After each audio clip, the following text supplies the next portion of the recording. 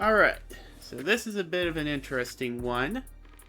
The next deck seems to be split into two different categories, the OCG and the TCG. I'm going to do a quick comparison to see if we can get this in one video. So let's see here. We've got Rise of the Dragon Lords, we've got Surge of Radiance. Okay.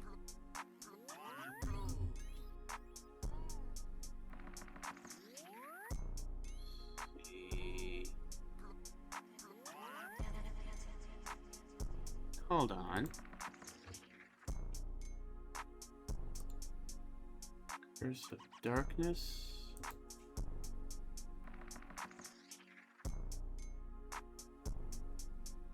And then Revival of the Great Dragon.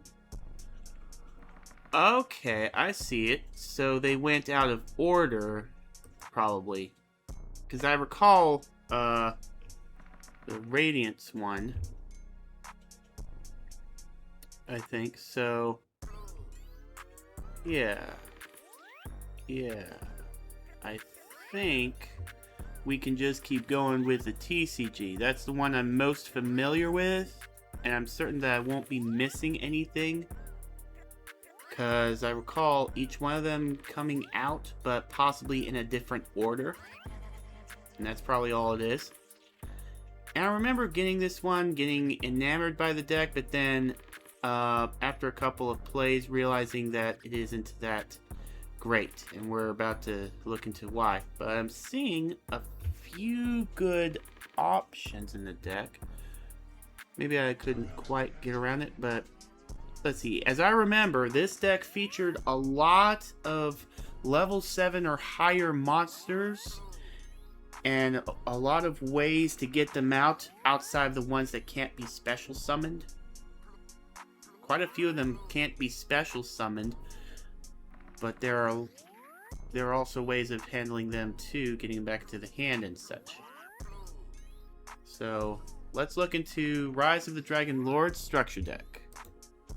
Starting with the deck's ace, Felgrand Dragon. Cannot be special summoned except from the graveyard, and only if it was sent there from the field. So, you have to first tribute summon this monster and then it be removed from the field and sent to the graveyard. This pretty much is a death sentence for it, because everybody is special summoning, and if you put a limitation on that, then that doesn't really give it much leeway. I'm not sure what I'm trying to say. And all it gets you is if it's special summoned, which means it would have to be special summoned from the graveyard after it's taken out once, possibly by battle or spell or something. If special summoned, target a monster in the graveyard. Target a monster in the graveyard, and this card gains attack equal to that monster's level times 2,000. So this would necessitate a lot of high-level monsters in this deck. As I recall with this deck, there are a good amount of 7s and 8s. The most that you could hope for would be a 14,000 boost, but 14,000 attack, it's got no protection. So this is just a beat stick. And like, I saw this guy, I saw his effect, and I was not impressed, as I remember. That's what I remember. Thankfully, it seems to have gotten a retrain since then, but the original Felgrand Dragon isn't really doing anything for the deck. And it is very unfortunate because, like, this is supposed to be the cover art card.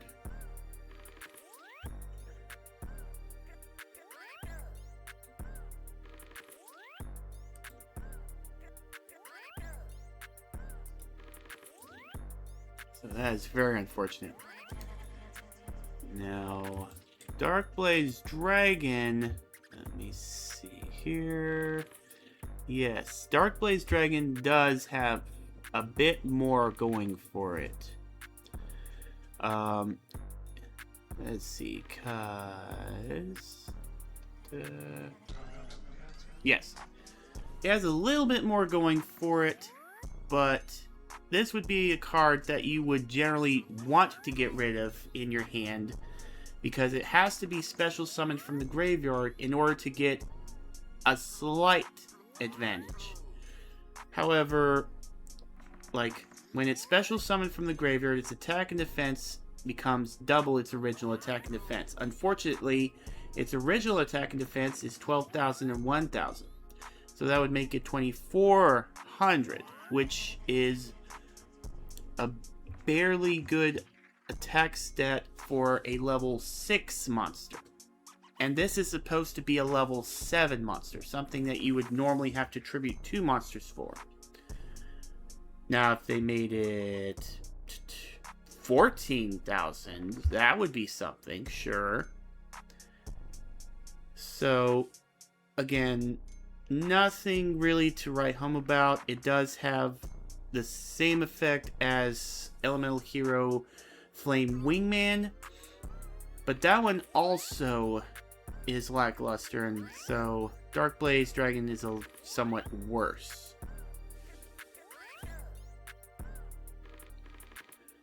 See now, let's see, Herald of Creation. This is another card I believe came in alongside the Felgren Dragon. Yes, and this one is one of the facilitators of the deck. I believe the general strategy is to get all your level 7s or higher monsters into the graveyard. Then you summon Herald of Creation, and through her effect, you would add them to your hand. But that would actually help somewhat. And if you had some way of getting an extra normal summon or special summoning another monster, that would then allow you to summon it right away. So Herald of Creation is supposed to help Felgren Dragon, but back when this was released, sending a card to the graveyard for level 7, this is too slow for the game. I imagine it might have some use now, but there are other cards that do what Herald of Creation is supposed to do, probably much better. But who knows, someone might see this and think, I could probably do something with this. And I'd be interested to see them do something with it. Because this is one of the cards that actually I saw some potential with.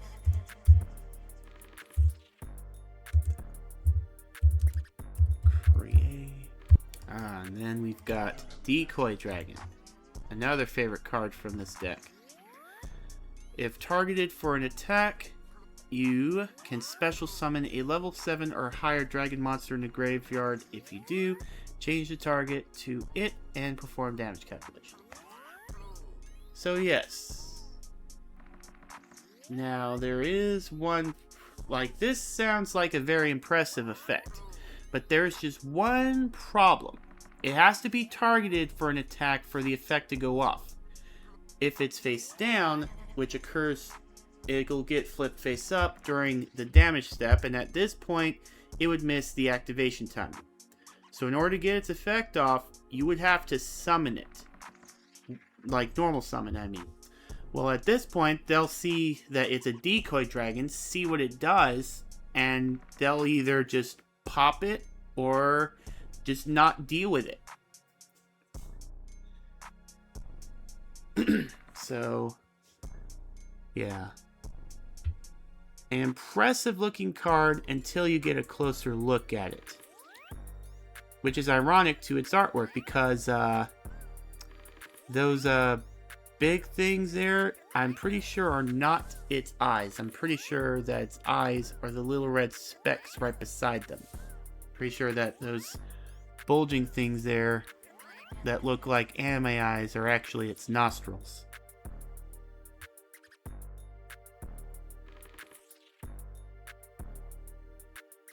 So yeah. Now we're getting into a few random cards. Some of them, a good amount of them, might not make sense. Yes, Spear Queen. This has a place in the deck, I believe.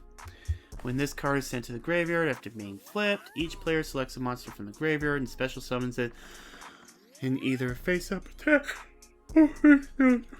or face-down defense. So this one does a bit of a better job than Decoy Dragon, as this one, it has to be set.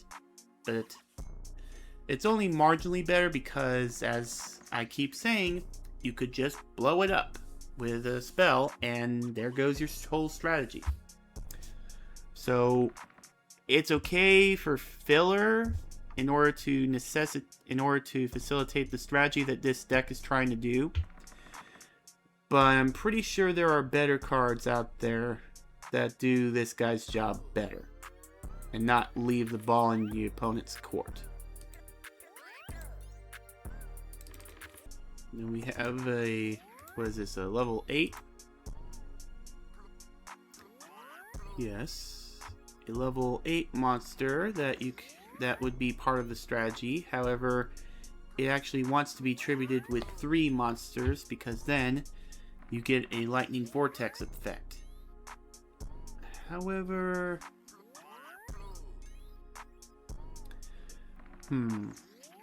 but there is one thing I can say about Guildford the Lightning. It does have let me think. I would say it's better than the Winged Dragon of Ra. Like, when it comes to competitive Yu-Gi-Oh!, the God cards tiers goes Slifer's the strongest, Obelisk's second strongest, and Winged Dragon of Ra is so awkward that it's bad. In the anime, it's much better. They're much better. But, you know, they always have to dumb it down from the anime to here. Although I'm thinking nowadays, it's just as on the card. They're getting smarter with their storytelling now. So yes, just another card for the strategy that this deck is going for, being get your level 7s, 8s into the graveyard and then summon them from the grave more powerful than before. For this one, you just straight up want to summon it with 3 monsters if you can get it.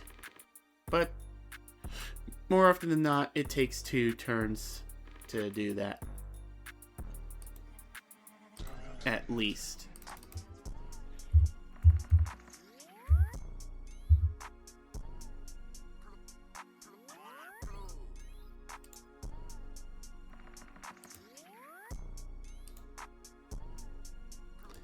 Now here's a famous one, and I'm pretty sure that this is one of the few monsters that have points applied to them.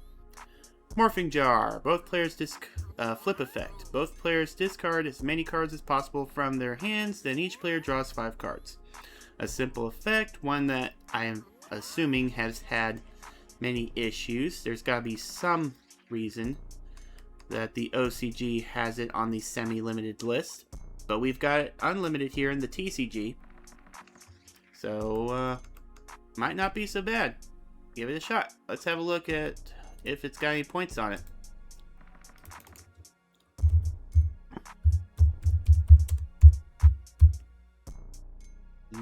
Yep, there it is. And, yeah, this deck has 1. This baby's got 33 points, which is pretty up there.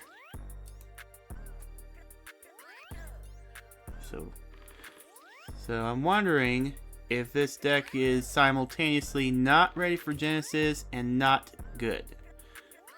But there are still some cards that I don't quite remember in here, so let's just keep looking. Next, we got Kaiser's Seahorse. See, a good amount of the... Yeah, this card can be treated as 2 tributes for the tribute summon of a light monster. A simple effect. And this guy... let's see... This guy used to be the thing that speeds up summoning Blue Eyes White Dragon. If everyone remembers Kaiba's deck. Though nowadays it seems relegated to the not so good corner because yes, you can summon it. If you have double summon, you can use it as a tribute. But nowadays we're not about tribute summoning, we're more towards special summoning. But this could see its place if the Light Monarch is good. I'm not sure. Like, again, this has suffered power creep. But at the time, this would have seen a good amount of play in this deck, because a good amount of the monsters... See, I'm thinking at least half the monsters in this deck that are level 7 or higher are light attribute. So yeah. 2 Kaiser Seahorse. Oh. I'm gonna rectify because I forgot. I'll take 2 bites in a second. Kaiser Seahorse.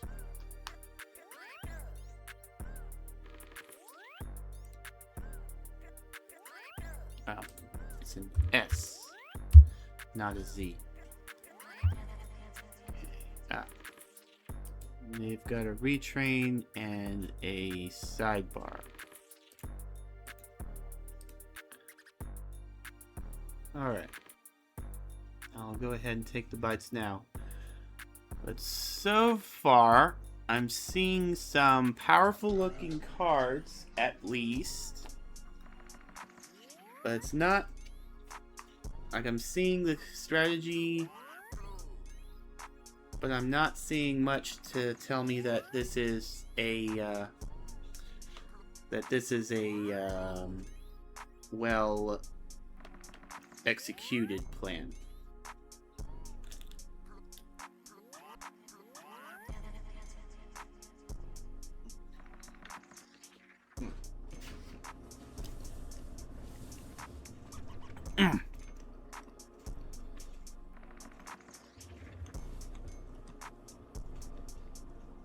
I had to do it early and I had to take 2 bites because I forgot the first bite. Alright. Yeah. Okay. Tyrant Dragon. I believe this was fused with Critias at one point. During your battle phase, if your opponent controls a monster after this card's attack, this card can make a second attack. Negate any trap effects that target this card on the field, and if you do, destroy that trap. This card cannot be special summoned from the graveyard unless you tribute a dragon monster. So if you use a card like Monster Reborn or Call of the Haunted, you have to tribute a dragon to bring this guy out.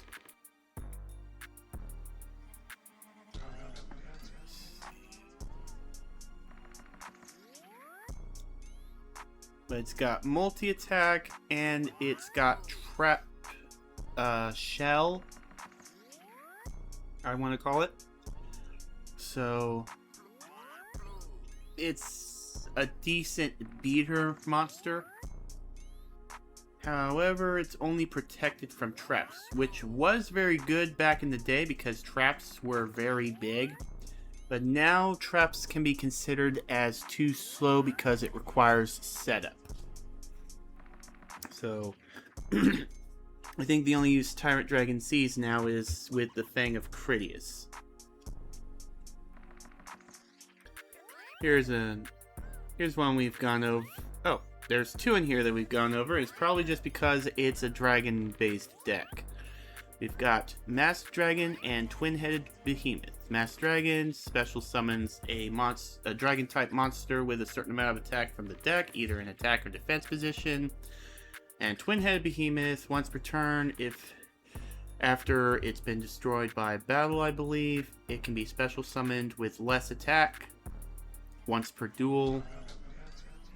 So, I don't think I need to repeat with these. Next, we have Guardian Angel Joan.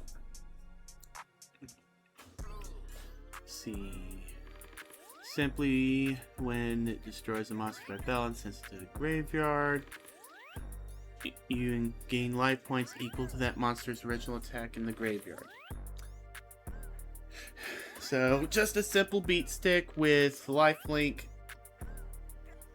Doesn't really do anything outside of that. Just something for you to get your strategy off.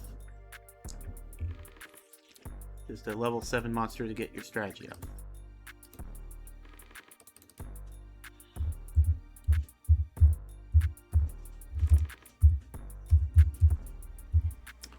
And looking through this makes me see how much of a simpler time it was before the advent of, I guess, was it GX? Where everyone has to special summon monster. No, 5Ds. No, yeah, 5Ds. It was 5Ds. Pretty sure 5Ds became the changing point.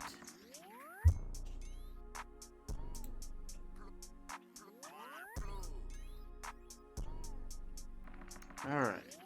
Horus the Black Flame Dragon, level 6. Because level 8 requires this effect. That's probably the only reason. Let's see. Level 6, Horus is unaffected by spells. During the end phase, if destroyed by a monster by battle, you can send...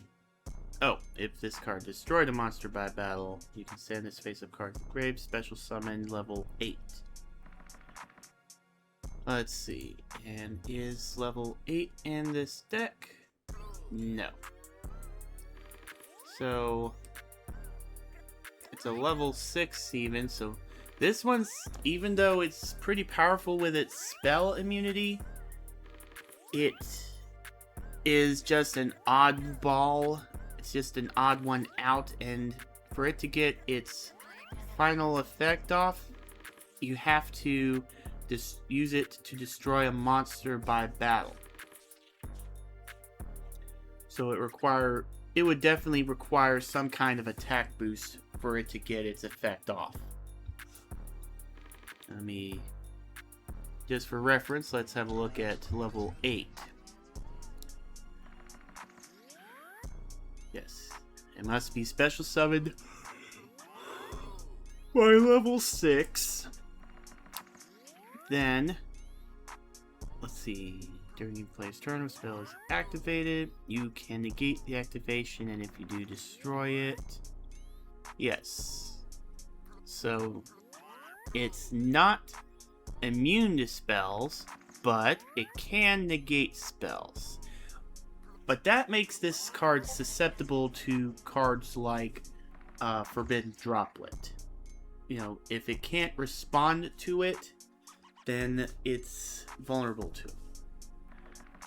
But this is a pretty powerful monster, and I'm not too surprised they didn't include it in here because because this is probably too powerful for the structure decks, but this is probably asked for to take advantage of Horus the Black Flame Dragon's effect. This one I enjoyed. The Creator. I remember liking this one, using this one. Let's see. Cannot be special summoned from the graveyard. So this guy would require the Herald of Creation. I think this is the one that was required. Let's see, once per turn, you can target a monster in your graveyard, send a card from your hand to the graveyard, and if you do, special summon that target. This guy is the real facilitator of the deck. I can't bring back Felgrin Dragon, but any monster that's in your graveyard, it can bring it back, and it's got 3,000 attack. It's got 3,000 defense. So, yeah. The only issue is it's still the only way to summon it is anywhere that's not in the graveyard. So, and this card is very easily destroyed, so it would need a way to get out of the graveyard. And cards that just simply add it to the hand, that makes it to where it requires too much resources to keep it going. So yeah, I don't really see this being that big of a thing to use. But this deck probably sees it as the crux of the deck. Oh, the Creator Incarnate. Let's see. Leave up. Yep, you contribute this card to special summon Egg the Creator from the hand.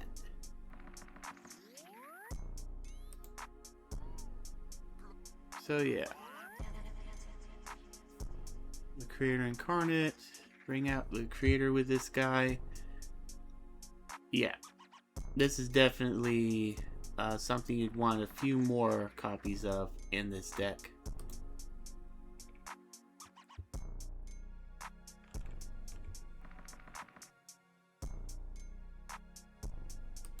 So yeah, not much to say on it. It supports the Creator. For some reason, the Creator isn't the ace card of the... Well, they want it to be around Felgrand, but they're not. In fact, you can take Felgrand out of this deck and it'd probably be better for it. So they did a poor job focusing the deck on Felgrand.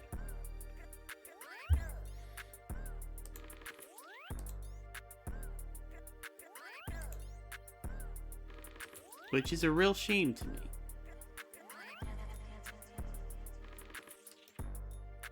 Next, Flame Ruler. Can be treated as 2 tributes for the tribute summon of a fire monster. This is because Kaiser Seahorse is in the deck. And it's because that the high level monsters are either going to be light or fire attribute. So yeah.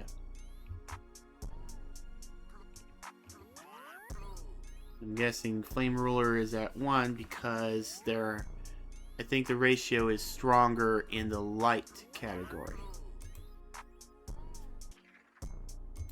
Majestic Mech Goryu.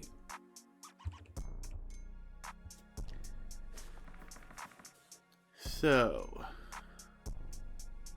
you can tribute summon this card with 1 tribute.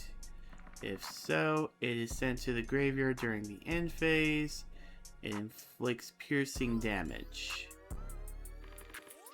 So, I believe this is part of the Majestic Mech, quote-unquote, archetype.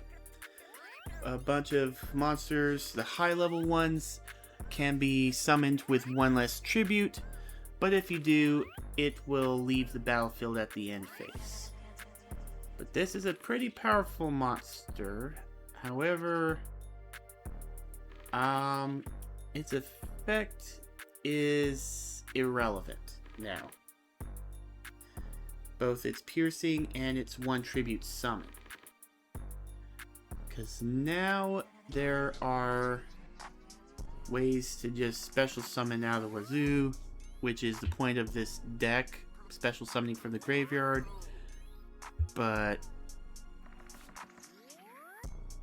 again, it's a lackluster monster. It does have piercing, but like things are, yeah, I don't see this coming back unless the archetype itself gets an upgrade, which I've yet to see. Now here's one that I saw pretty often and it was pretty powerful. Snipe Hunter. You can discard a card, then target a card in the field. You roll a standard die and destroy that target unless you roll a 1 or a 6. So you got it's a 1 in 3 chance of failure, but that's pretty good. Like, that's a decent odds, I think. You know? Just under 70. Not much more to say to that. Plus, it facilitated decks that you would want to discard. So yeah, this is a very good addition to your discard decks.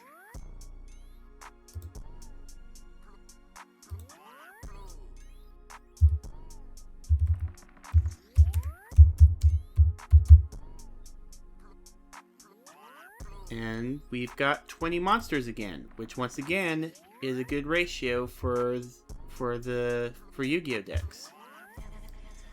You know, the only the only archetype I've seen that benefits from a even distribution of spells, monsters, and traps is the Time Thief deck. Otherwise, you'll want your monsters to be at least half of your deck, and spells and traps be lumped into its own category.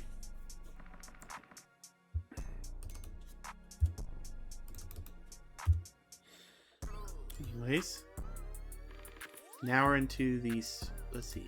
Oh, and now we're at the halfway point. So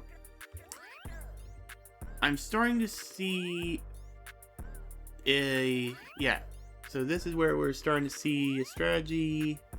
There's a bit more cohesion, a few more side strategies now, and hopefully everything will be pulled together with the spells and traps that this deck uses.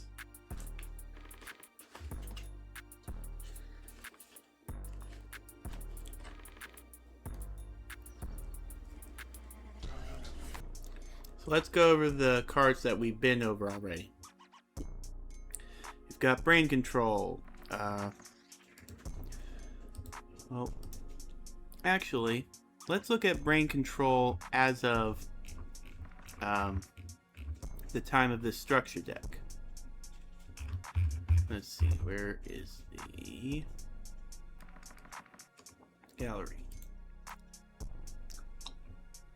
Let's see, Lost Millennium, Starter Deck, Structure Deck.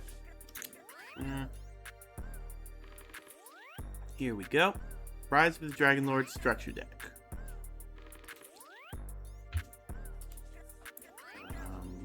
How do I move this away?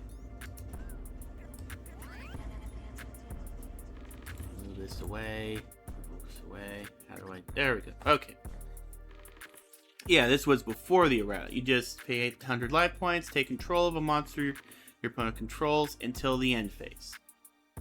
Much more powerful than what we have today, which is the errata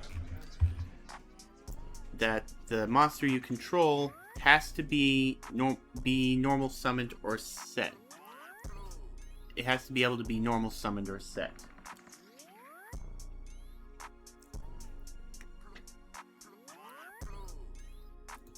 But still a powerful card in its own right back in the day.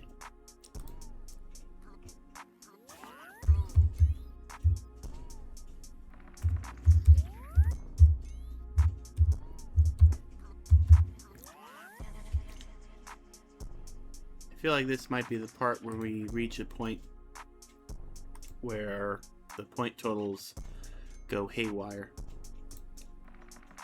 Okay, Lightning Vortex. Discard a card, destroy all face-up monsters your opponent controls. So, and this would be useful in this deck as you're trying to get your level 7s and 8s into the graveyard. Let's see. Premature Burial, an alternative to Monster Reborn, and I believe at the time that this deck was released, Monster Reborn was banned. This, I believe, has some points to it. Mature Burial. 7 points. Oop.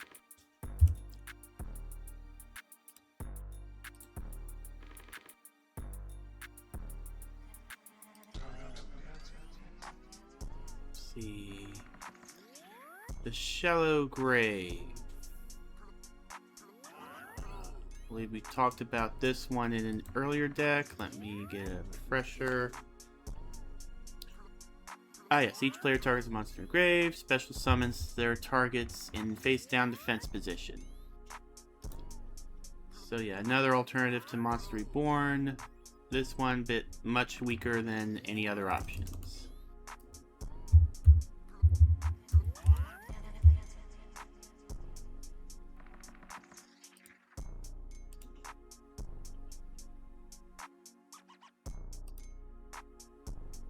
Giant Trinade. Return all spells and traps on the field to their owner's hands. This one has been a real troublemaker.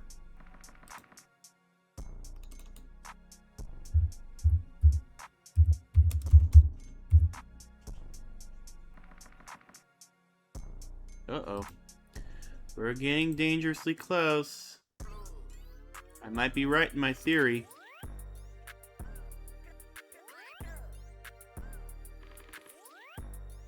Alright. Now the cards that we haven't gone over yet. Starting with Trade-In. This card, you discard a level 8 monster and draw 2 cards. So this is another one of the cards that would facilitate the first part of this deck strategy. And is honestly one that you want more of. And look at that, it features Felgrin Dragon. I believe this was the very first time that it was printed. Would be in this structure deck. And it has seen play here and there, I would think. So yeah, a decent card, especially for this deck strategy. Foolish Burial. This card might have some points assigned to it. Simply put, send a monster from your deck to the graveyard, which this deck really wants. Let's see, it's currently limited in, is it all? Yeah, in all categories. And any deck that wants to special summon a monster from the graveyard would benefit greatly from this card. And as everyone nowadays knows, the graveyard is really a second hand. Uh-oh. Here we go. So, yep, this deck is a bust. Been a while since we had one. But how about we keep looking and see what else is in here. I know that there's at least one more card that'll add more points to it. Let's see, Soul Exchange. I believe this one lets you tribute a monster on your opponent's side of the field for your own monster's tribute summon. However, you have to skip your next the battle phase to turn you activate this card. Yeah, if you tribute a monster, you must tribute that target as if you controlled it.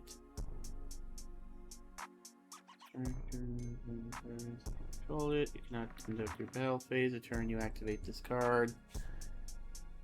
And honestly, this is a moment where an older card has the most balance. I'd be surprised if there are any points assigned to this card. By returning a level 5 or higher dragon type monster you control to the hand, destroy all spell and traps on the field.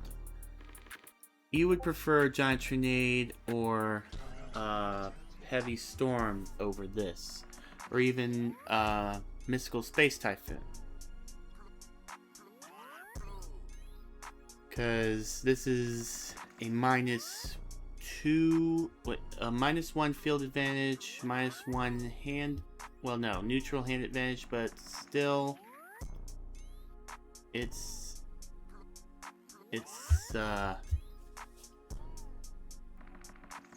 I don't see this as being a viable card. Yeah, here's one that I'm pretty sure has some points added to it. Add a field spell from the deck to your hand. And it's currently limited, and this one, I believe, has a high amount of points to it.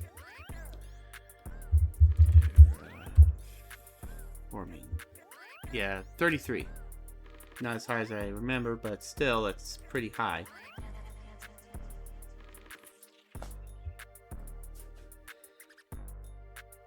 And we're at the home stretch.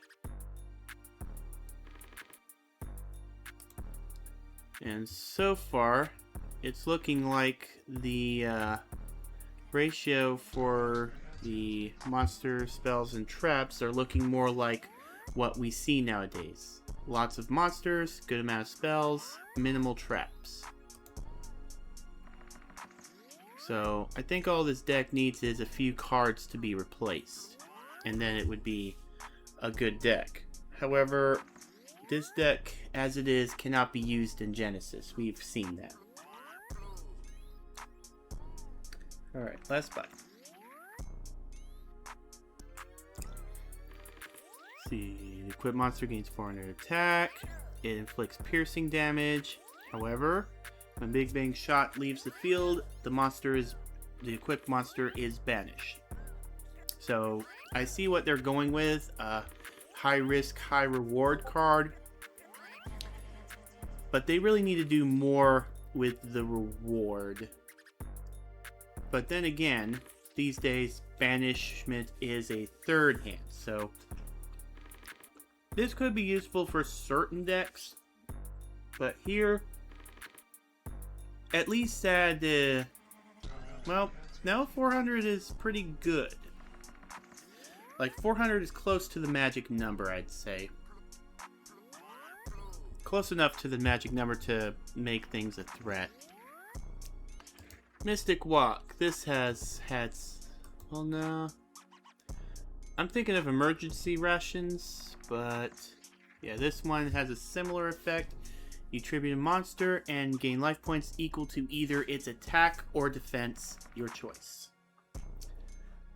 Pretty decent spell. Emergency rations to Mystic Walk. It works, sort of. Though I think emergency rations has less of an impact on your field advantage. And now we are at the reason that terraforming is in here. We've got 2 copies of Mausoleum of the Emperor. And I say that this is a pretty good spread. This technically means you have 3 copies of Mausoleum of the Emperor. And this is very good for this deck. Let me see. So they've reworded it since then, so let's go over both versions. Starting with the version as of... where is it?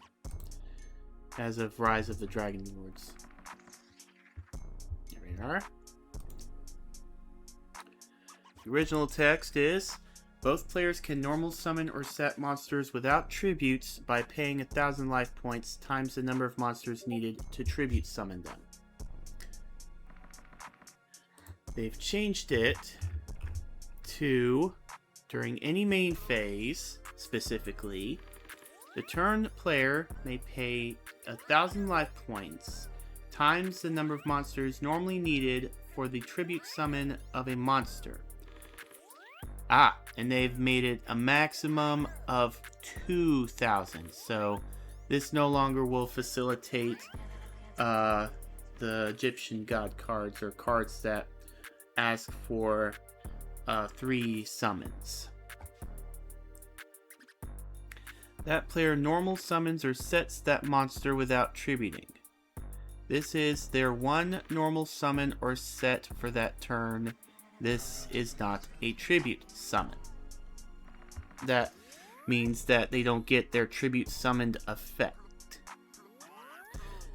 Now they can get their normal summoned effect, but if they are tributes, if they require to be tribute summoned, this doesn't count as a tribute summon. So Mausoleum of the Emperor is not really for the emperors, for the elemental emperors anymore. At least not as much. And does this have any points assigned to it?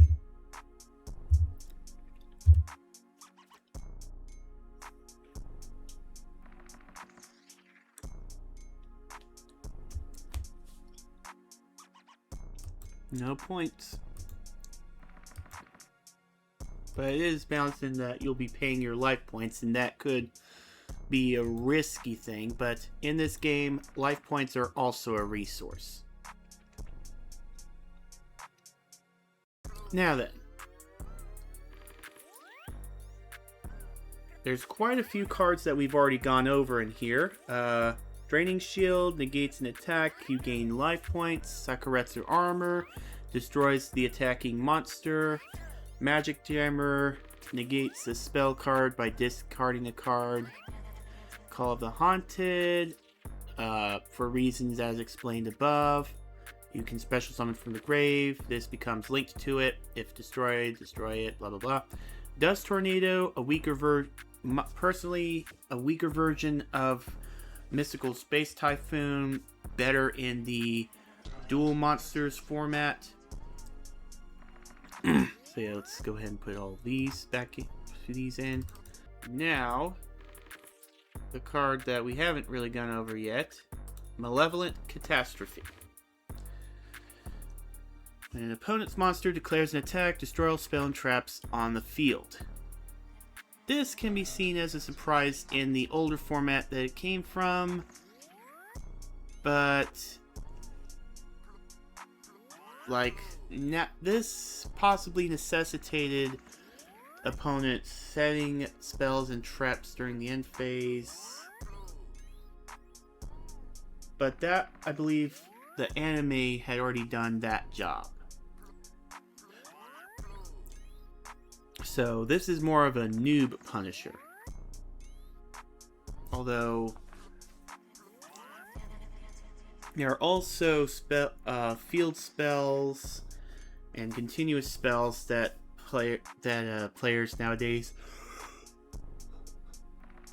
can utilize. So this could be effective against those as a surprise tactic.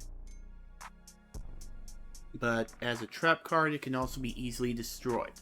So yeah, you would prefer the spell variant of this effect.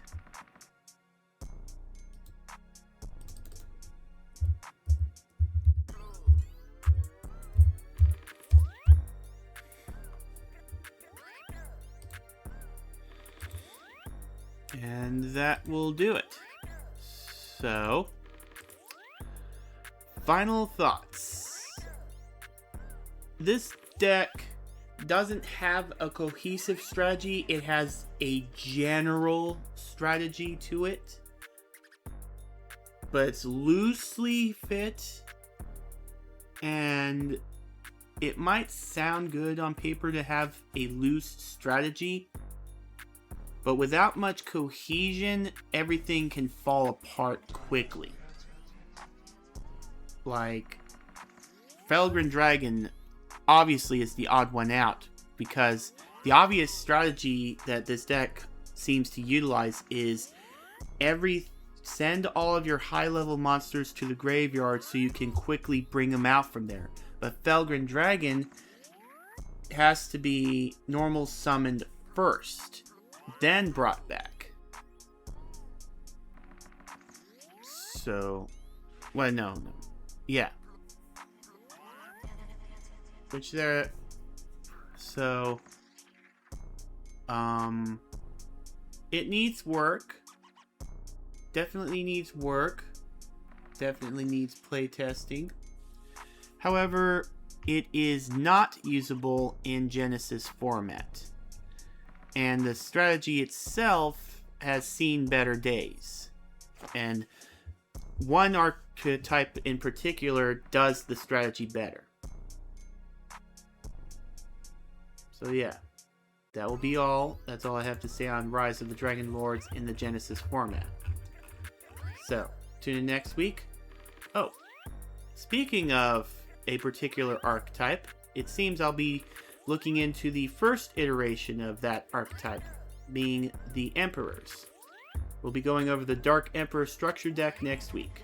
Until then, Controlled Chaos, signing out.